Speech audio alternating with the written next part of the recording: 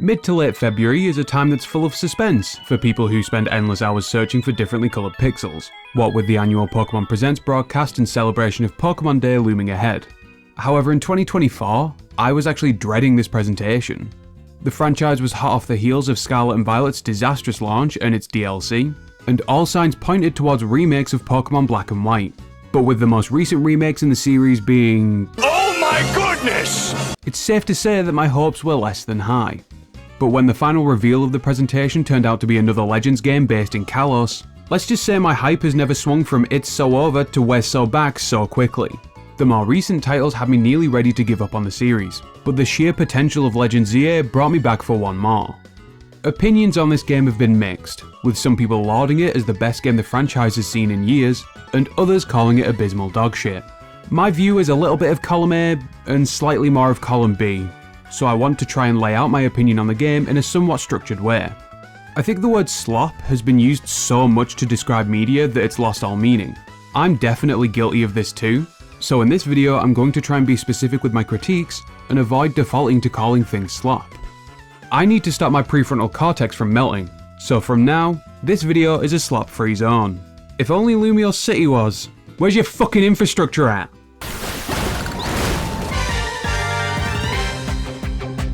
In contrast to Legends Arceus, which introduced players to the ancient region of Hisui, which would come to be known as Sinnoh hundreds of years later, Legends ZA takes us to Lumiose City during its urban redevelopment, 5 years on from the events of Pokemon X and Y. The urban redevelopment plan aims to improve the harmony between people and Pokemon through the introduction of wild zones, areas of the city in which Pokemon can roam free. And this is my primary issue with the overall game. Lumiose City is not an interesting enough location to centre an entire game around. The wild zones are bland and lack any real identity. Oh look, it's a park but there are phalanx walking around. Or it's a random staircase where you get mauled to death by fucking lions. You better stop!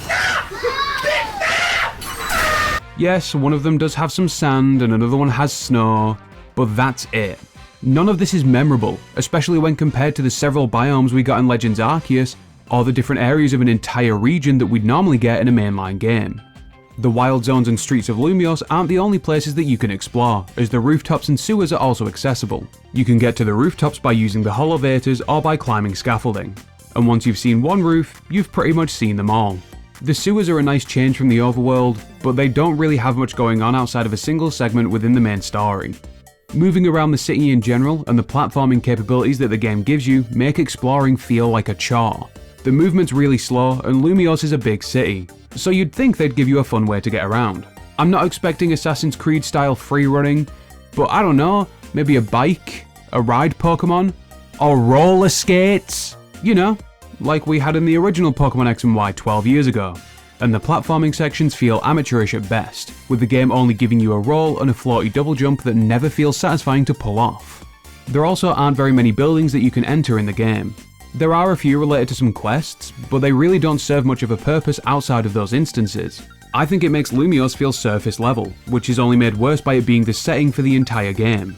I had a similar complaint with Paldea in Scarlet and Violet, but at least there it was somewhat offset by the variation offered by an entire region. However, I did think that the museum was a nice inclusion, and the exhibit about ancient Hisui was a fun callback. For the most part. What the fuck is this? The description says that the person who wore this donated it personally. How the fuck is Volo still out there, and does he still have a deal with the devil? The game's visuals are in line with what you'd expect from the series for the most part, except now all the buildings have been hit with... The majority of buildings having a texture on a flat surface is just embarrassing coming from the most profitable franchise on the planet. They couldn't even give us proper balconies or pillars. Everything's just flat. Other than that, I think the overall game looks fine. I played on the Switch 2 and the game runs at a stable frame rate, which is the bare minimum, but since Scarlet and Violet it's become something that needs to be mentioned. It's a constant point of quality with the series, but the music in Legends ZA just hits.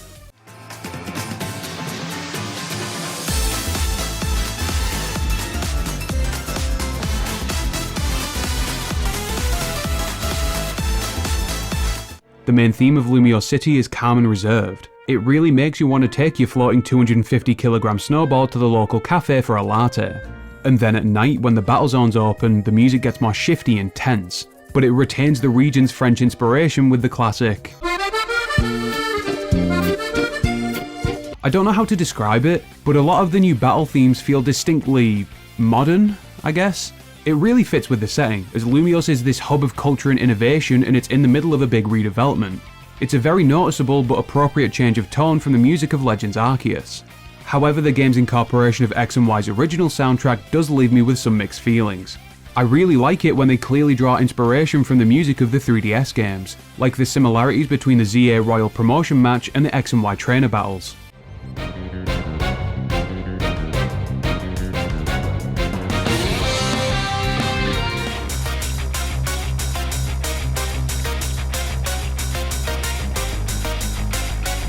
But then you have some tracks just being reused with little to no changes, like in the museum, boutiques and the sewers, and it all feels a little bit lazy. Legends EA really likes to cut corners with some of the presentation, and it broke my immersion on several occasions. There are these random cuts to a black screen whenever the devs couldn't be bothered to animate something, like Lucario or Zygarde jumping on top of a building. And it's been a valid critique for years at this point, but these games just need voice acting now. There is no point in animating mouth movements to convey speech when the characters are just silent. There are several cutscenes with silent dialogue, and it looks like someone accidentally deleted the voiceover track before the game shipped. Dead air! It's absolutely insane that Pokemon Black and White 2 from 2012 have more voice acting than Legends ZA, a home console title that was released 13 years later.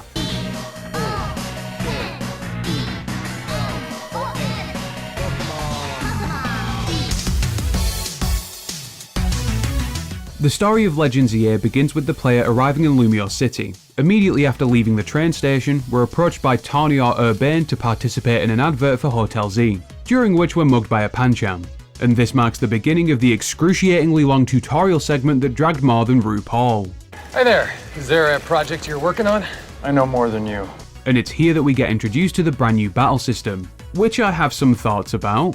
I like turn-based combat, but I appreciate that the series needed to evolve. I thought the agile and strong styles of Legends Arceus were a potential starting point for a different take on the core series combat, but instead they threw that out of the window and went to real-time combat, and this feels clunky at best. A Pokemon's moves in Legends ZA now have traits that they didn't have in other games, like range, area of effect, execution time, and cooldown time. You now select your Pokemon's moves on the fly without as much time for consideration as with the turn-based system. But this doesn't feel quick and exciting like the devs intended. It just devolves into spamming attacks as soon as they're off cooldown until you win. And you will win every time without fail. There are just so many aspects of the combat that make it feel unbearable sometimes. When selecting a range move, your Pokemon has to move to a certain position to launch their attack. Sometimes your Pokemon or their moves will get blocked by an object in the environment. Those anti-homeless benches must be pretty strong to withstand tidal waves. When you swap a Pokemon in, they do a cry in an animation, and it gives your opponent an unfair advantage to land an attack. But then most of the time you're able to one-shot your opponents, which isn't satisfying at all because the battles barely have any time to get going. This real-time battle system has so many flaws that render the flow of battle non-existent, and make it feel worse than just smashing some action figures together. All of the trailers and promotional material make it sound like this is a big step up from previous entries, but this attempt at a more fast-paced combat system centered around cooldown times is half-baked, and it isn't close to improving on a turn-based system that's been slowly tweaked with every mainline game released for nearly 30 years. There are some more changes to the battle system, but I'll talk about them some more when I cover the totally successful return of everyone's favourite mechanic. After retrieving our luggage and reaching Hotel Z, we meet a new cast of characters and join Team MZ. We're joined by Tawny from the tutorial, Lida who loves to dance, and Naveen, who's good at sewing and renewing his tier 3 subs on Twitch. The goal of Team MZ is to help AZ and Floette, who now run a quiet hotel in the city, to save Lumiose from a strange phenomenon related to Prism Tower. One part of this involves competing in the ZA Royale, a tournament that takes place every night and is designed to find the strongest user of Mega Evolution. If only there was someone in the region who was already established as the strongest, like some kind of top dog or champion. Did you see what I did there? One of my favourite things about Pokemon's expanded world is the recurring characters and finding out how they've developed since their last appearance. Like Cynthia giving us Vietnam-style flashbacks in Undella Town, Ingo being kidnapped by God, or literally any of the characters between Black and White 1 and 2. X and Y's cast of characters already felt kind of underdeveloped, so going back to Kalos is the perfect opportunity to flesh them out more, by letting them help out in the story and interact with the brand new cast of characters. So how many characters ended up returning for ZA? 4. Oh wait, you get to see Karina if you buy the DLC, my bad. What about Clement, the gym leader who works in Prism Tower? He gets a one-off mention from a random NPC. Oh, but Professor Sycamore must be back surely. I mean, his Pokemon lab's still in the game. Oh, yeah? Yeah, but they got him. What does that mean? I liked him too. Wait, what do you mean they got him? I actually think Mabel taking over as the director of the lab is a cool detail, but I do think her giving you a Kanto starter is a little bit on the nose. As the story progresses, you get to meet Emma, who took over the Lookup Bureau as a detective, and she's kinda useless here, I can't lie. And then there's Lysander, who now goes by L because that's all he ever took during his original appearance. He's lost his memory of the Team Flare incident and now wanders Lumiose, saying cryptic shit and trying to help Zygarde save the city. What I really like about this is that Lysander and AZ have effectively swapped places, with AZ now having some influence and a recognised place in Lumiose City, and Lysander is now a disgraced remnant of a traumatic event, trying to atone for his past sins. The main aim here is to ascend from rank Z to rank A, as the game's title implies, in the ZA Royale. The tournament takes place at night, with battles being confined to different areas of the map each time. It's here that you take on other trainers to earn points towards a challenger ticket, which makes you eligible for a promotion match. But you don't just battle your fellow trainers, you straight up jump them.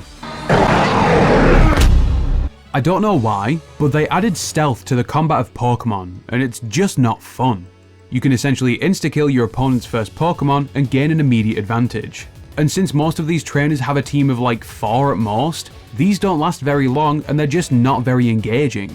I think Game Freak does agree, since they make you jump from rank V to rank F, essentially defeating the point of the entire tournament.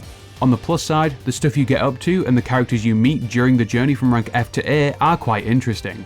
I love this section with Corbeau and the Rust Syndicate, where Tawny gets Team MZ in debt with the mob and the boss has you running errands to pay it off. I genuinely thought that Corbeau was going to make me evict a single mother from a rent-controlled apartment, but then it all ended with the big bad mob boss having a heart of gold. I also thought Jacinthe's tournament and her effectively stalking the team during their other duties was really funny. The brand new characters that you face during your promotion matches are fun inclusions, but this would have been the perfect place to include cameos from some noticeable Kalos trainers, like Tierno, Shauna, Wickstrom or Olympia. Just give them something to do. And I have to admit, I did not care for Canari. What? This is now the 3rd influencer/streamer character that we've had in 4 games. They're trying way too hard to make new characters appeal to everyone. And it really didn't help that Naveen would not shut the fuck up about Canari and chatting in her streams.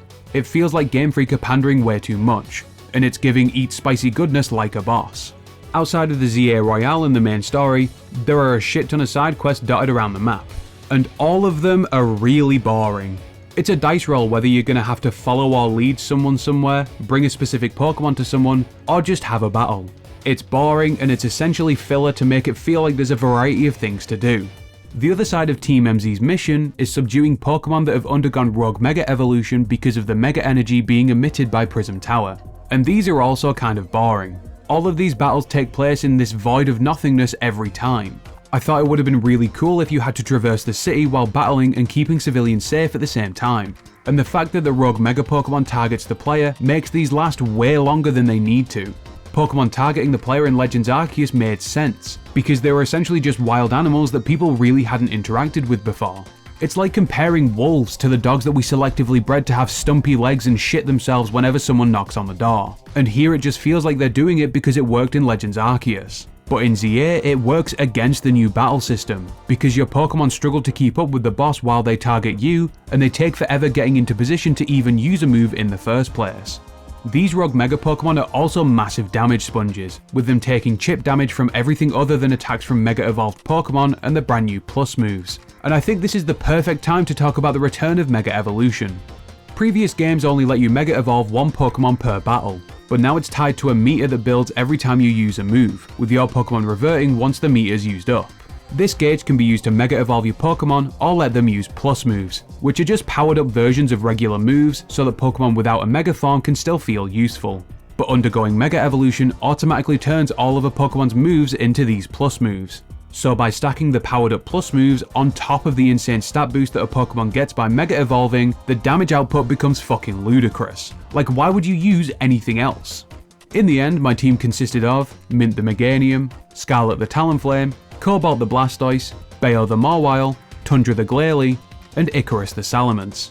Bayo was definitely the MVP of the playthrough. The insane power stacking of plus moves and Mega Evolution I just mentioned, paired with Mega Mawile's huge power ability and the occasional Swords Dance, meant that I steamrolled the vast majority of battles. Now that's a lot of damage! And the new Mega Evolutions just don't hit the same. I don't want to waste too much time going over them, so I'll give my opinions in a lightning round of complaining. 4, 7, 2, 7, 3, 4, 2, 6, 3, 4, 6, 5, 7, 8, 8, 7, 0, 6, 4, 5, 7, 8, 2, 2, 0, 6, 4. Whoa! Is that blackface, dude? 5. I don't understand how the majority of these are so fucking bad. I also think that referencing previous evolutions is a bit odd, since Mega Evolution is meant to be the pinnacle of the Pokemon's capability, so why on earth would it reincorporate elements of its weaker incarnations? And the theming behind the forms like Feraligatr and Pyroar does not make them good. It makes them disappointing because of how fucking terrible the execution ended up being. This genuinely makes me glad that Flygon didn't get a Mega Evolution this time around. It's made me realise that Flygon's just perfect the way it is, so stay the fuck away from it. So the story of the game culminates in the revelation that AZ actually built a second ultimate weapon inside of Prism Tower. I'm not kidding. We try to stop the weapon, but it gets fired anyway, so Zygarde Mega Evolves and bails us out. Pillage him. Satanael! The story stumbles at the very end, and I thought it was really underwhelming. Towards the end, I was just forcing myself to finish the game, because I wanted to get my money's worth out of a game that has thoroughly disappointed me. And speaking of spending money, one of the best parts about Legends Arceus was the fact that you could play the entire game, access everything, and complete the Pokédex entirely on your own. It introduced one of the best items in recent memory, the Linking Cord, which let you evolve Pokemon like Haunter and Kadabra without needing to trade with someone else. But ZA had to go and ruin it. Legends ZA was already more expensive than previous games at launch, with the Switch 2 version having a similar price to current AAA titles. But now you need to pay for Nintendo Switch Online to access all of the content. Not just the trade evolutions, since the Megastones for the Kalos starters and Baxcalibur are locked behind reaching a specific rank in the Abysmal Online mode. And speaking of rinsing the fanbase for as much money as possible, the fact that they announced paid DLC before the game even released is extremely scummy. Pokemon Legends ZA Mega Dimension is set to release on December 10th at a similar price to the Sword and Shield expansion pass. The DLC involves Hooper allowing us to travel to hyperspace Lumiose, and it brings an expanded Pokédex and brand new Mega Evolutions. This DLC already feels shallow from what we've been shown, with it seemingly reusing the already stale map from the base game and just adding a few new characters. It's kind of appropriate that the DLC was announced alongside the reveal of the most industry-planned Pokemon I have ever seen. These aren't Mega Raichu, they're Mega Pikachu. Do not disrespect my goat like that.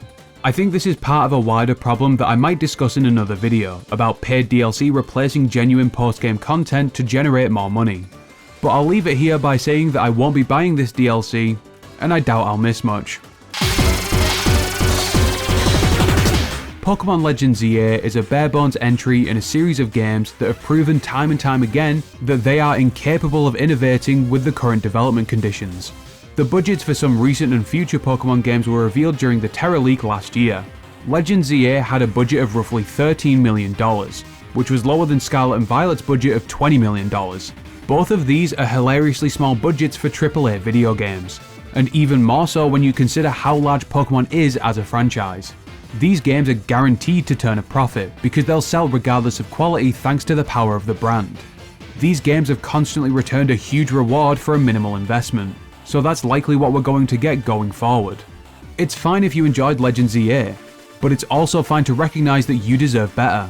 Pokemon Scarlet and Violet were disappointing because of their technical issues. Legends ZA is disappointing because the game is just plain dull. 5 out of 10. The main thing keeping the franchise alive for me right now is VGC.